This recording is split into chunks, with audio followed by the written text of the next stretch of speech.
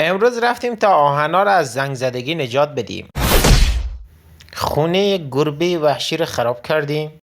سید خیلی چست و چابک و نرم و نازک رفت جا خوبه رو گرفت. اون بالا نشست و از منظره لذت برد. منم پله های ترقی رو میرفتم بالا و بعد با همون سرعت که میرفتم بالا میومدم پایین. به این نتیجه رسیدم که پای پله های ترقی اصلا محکم نیست. آقا سید مشورت داد، گفت برو یه گونی سیمان بیار.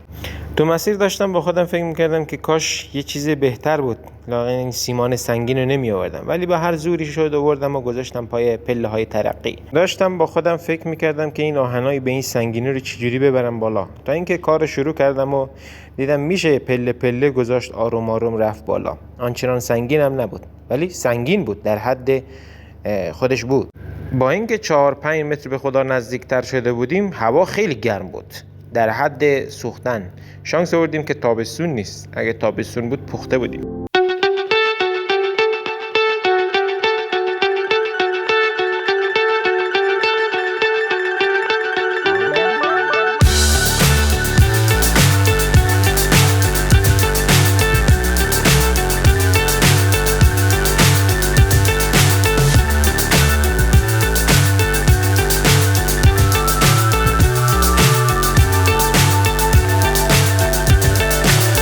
So high I'm hypnotized.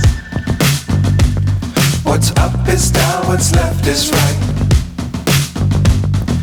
Chasing stars and holding you. I can't see the end, but we'll see it through.